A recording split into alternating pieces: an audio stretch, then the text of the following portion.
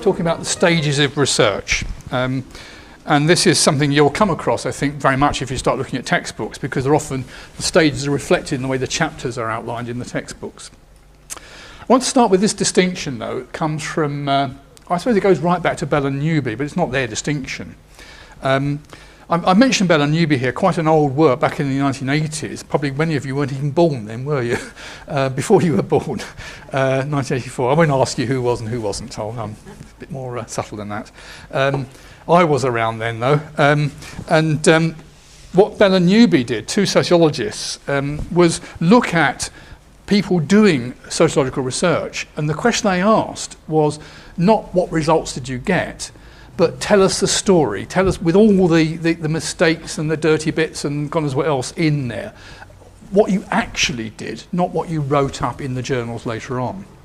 And essentially they were making this distinction between the normative and the descriptive approaches.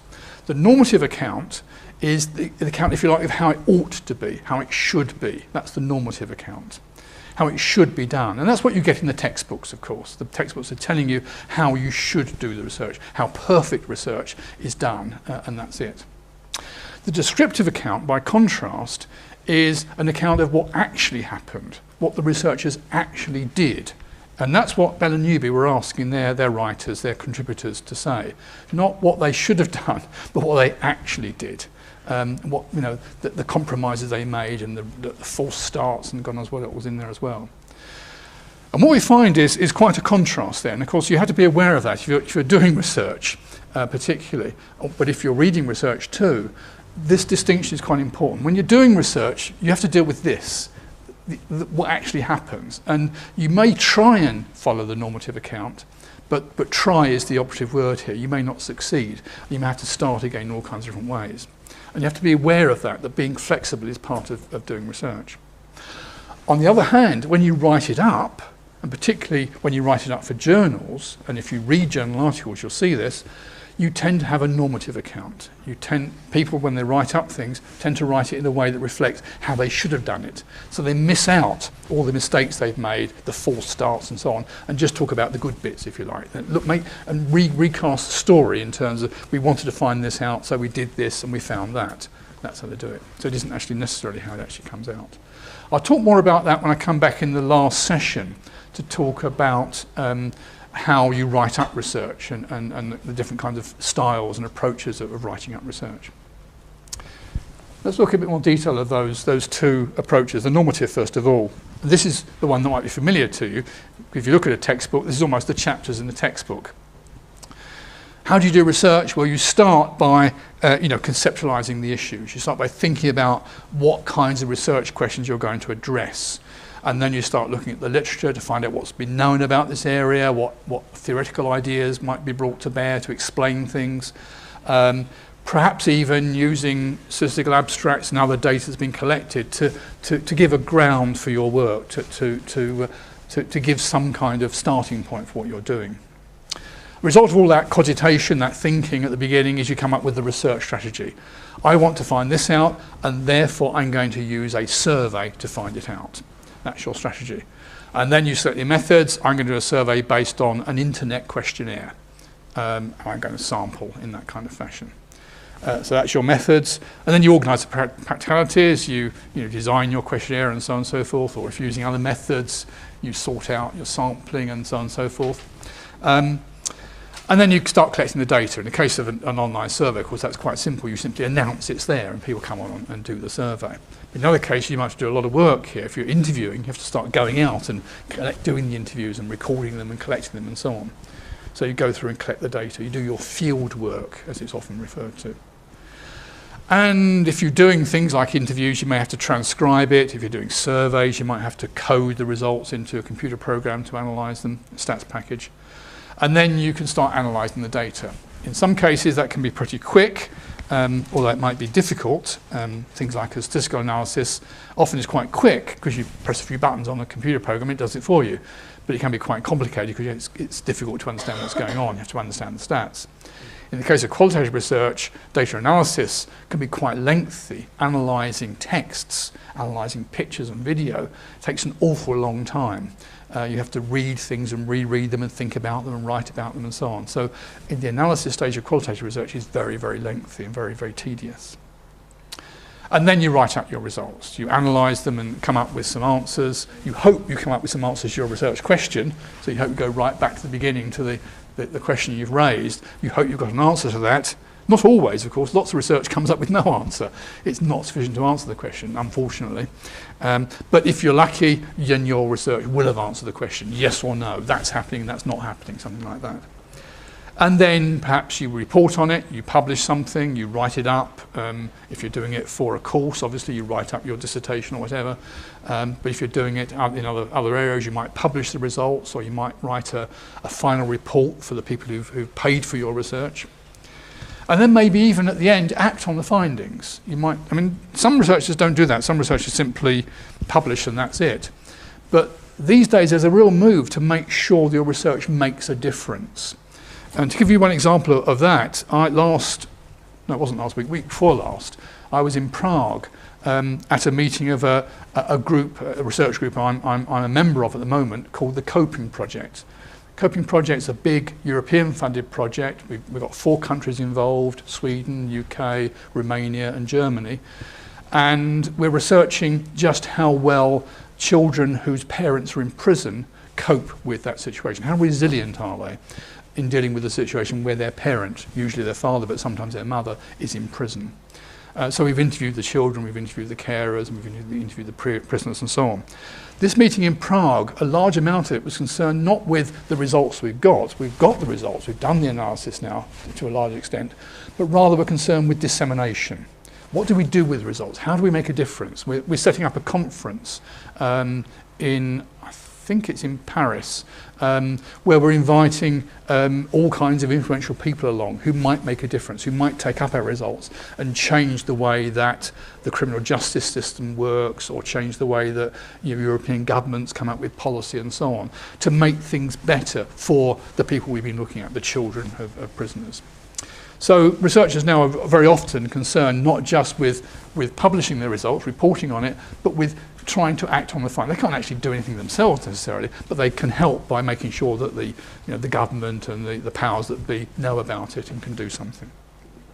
So that's the normative account of research. You start with some research ideas and delving into the literature and reading about things and so on, and then you go through these stages, setting out your design, your method, collecting the data, analysing it, writing it up. By comparison, the descriptive account of how things actually happen is much more messy. I call it dirty. It's a kind of messy, it's not as clear cut, not in those kind of logical stages. One thing that often happens here is that things get done in a different order. It's not simply let's have the research question first and then the design and so on. Rather, people go out and start collecting some data without any real clear research question. Now that's dangerous. To do that is something that you ought to be very careful about, because simply going out without a research question may not be helpful. But sometimes you're not very clear about what's happening, and doing some exploratory research beforehand might help clarify the research question. So doing it in that kind of way might help. So getting a research question in this kind of fashion.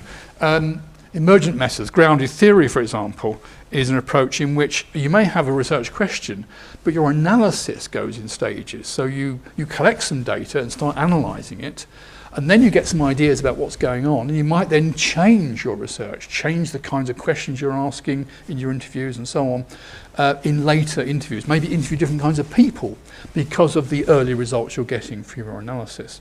So it's not a clear-cut stage of collect the data, then analyse and so on. It might be a kind of a cycling around, so analyse some, cycle back, collect some more, different data and so on, and revise things as you go.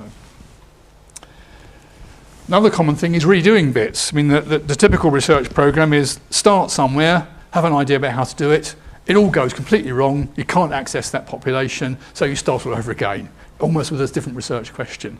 And I know that happens. I've had several PhD students who've started their research thinking, I want to do this, and they just simply have not been able to get access to those particular respondents for their study.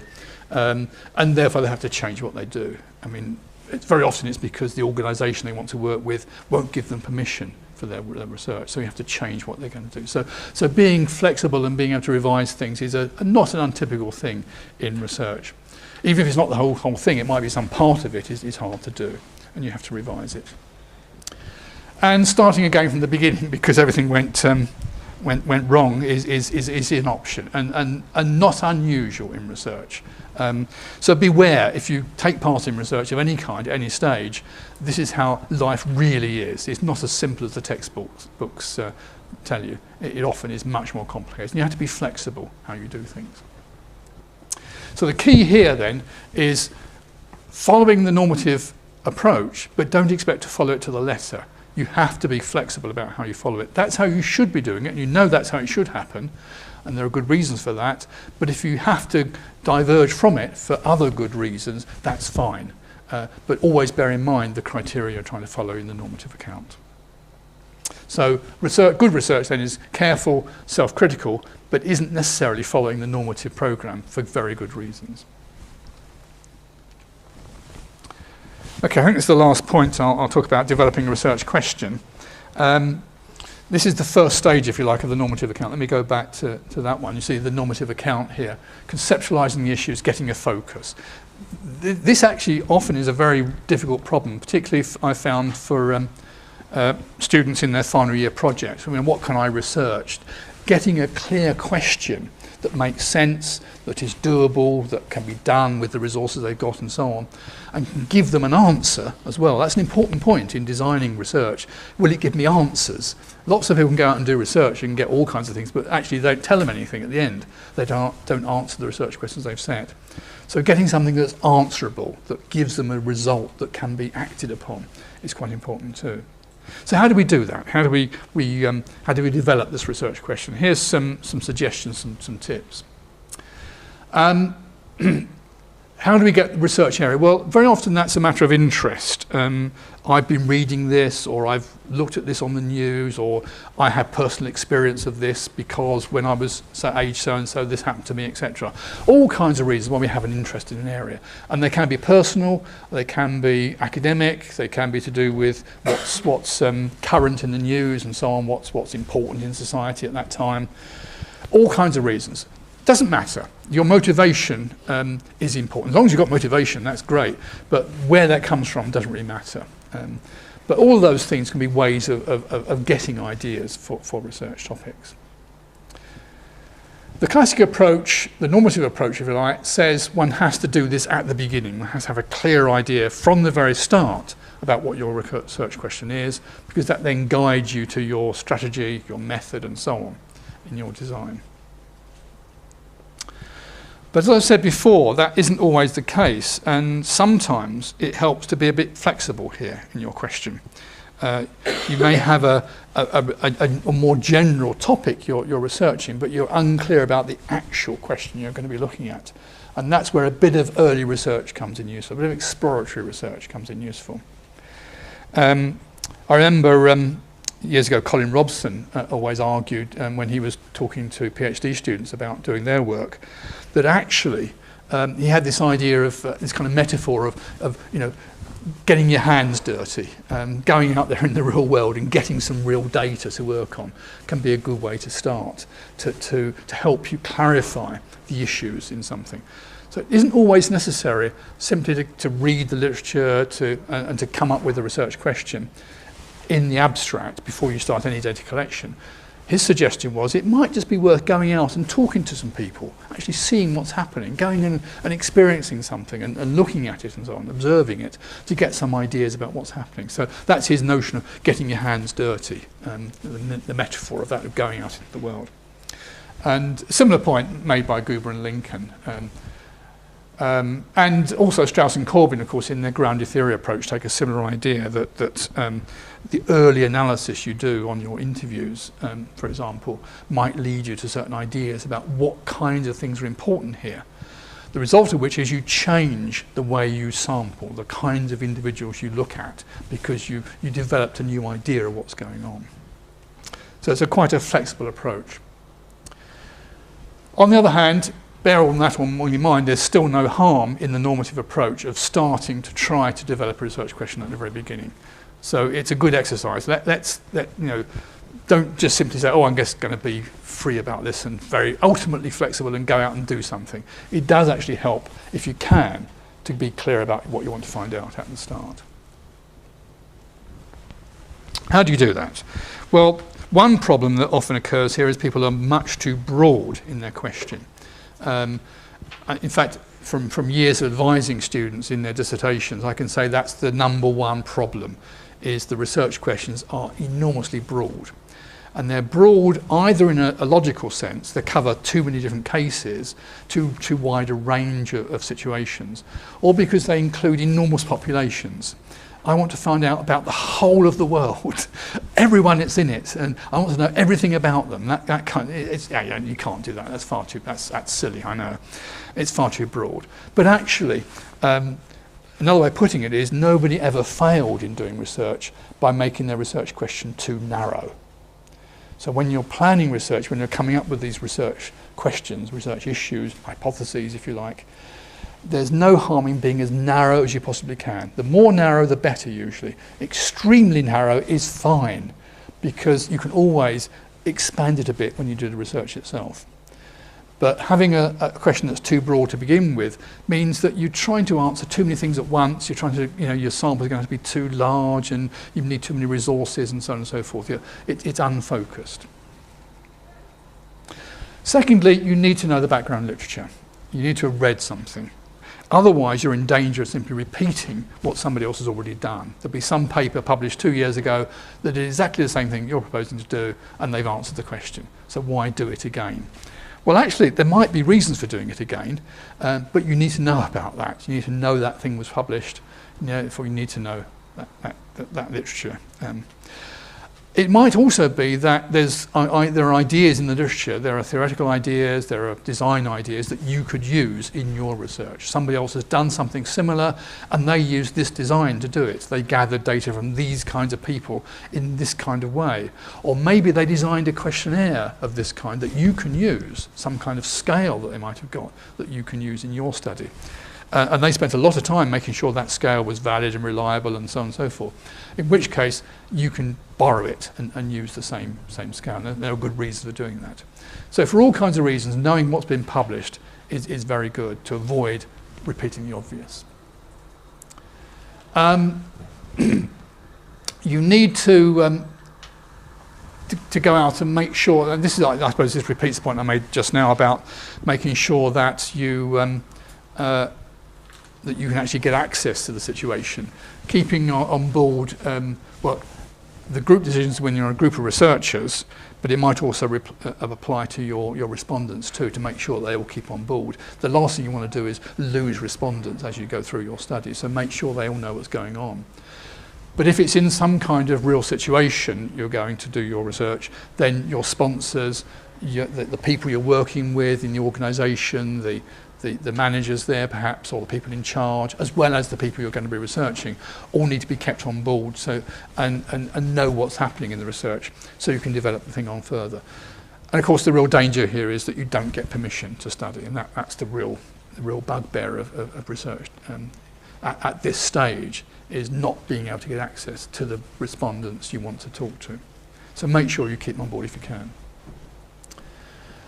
It helps to have a personal stake, and this is one of those things where it's good and bad at the same time. I mentioned earlier on about one of the sources of research ideas is having some kind of personal experience. And often people have experience of something they've done when they were younger, they did so and so, and I don't know, let's say being a single mum, that's something they did a few years ago and they had a child, and then I want to research that in some way. That's great because it gives you a real insight into the issues. It also gives you a lot of motivation because you've been through the same kind of thing, so you know what's going on, and all of those are good plus signs. So that helps. So having some kind of interest, some kind of personal stake in it and so on can help research and can help motivation and the understanding of what's going on.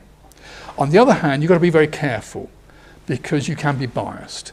Your biased because your personal experience might bias you. You know, as a single mum, things went very fine, went very well. You had a great period, quite great time. The child was wonderful and well behaved and doing well at school and so on and so forth. That was great. But that isn't always the case. That might bias you to see things in that kind of way. Or it might be that you have a bee in your bonnet about something. You know, there's something that went wrong that you must, you know, I want to make sure those bloody midwives, they did it wrong, they should have been there and they weren't, and so on. So you're down on midwives, and that biases your results again because you are overcritical of those things. So there are plus signs and there are plus points and there are minus points about being involved and having some kind of personal stake in things. It can be great to give you motivation and give you interest, but beware it might bias you either positively or negatively in the research you're doing. But above all, last point in getting the question, be realistic. The whole point about a research question is it has to be doable. It has to be something that you can do with the resources you have. And if it's a project you're doing on your own as part of a course, it's got to be something you can do in the time you've got with just you doing it. So it can't be too large a sample, for example. In other cases, it's whatever time period you've got and whatever funding you have to do the work. And so it's got to be doable in that sense. It's got to make sense. You've got to be realistic about what you can achieve in that time period. And again, thinking narrow, back to the point at the top, having a narrow question is often a help there. Narrow questions are easier to do in the fixed time you often have to do research.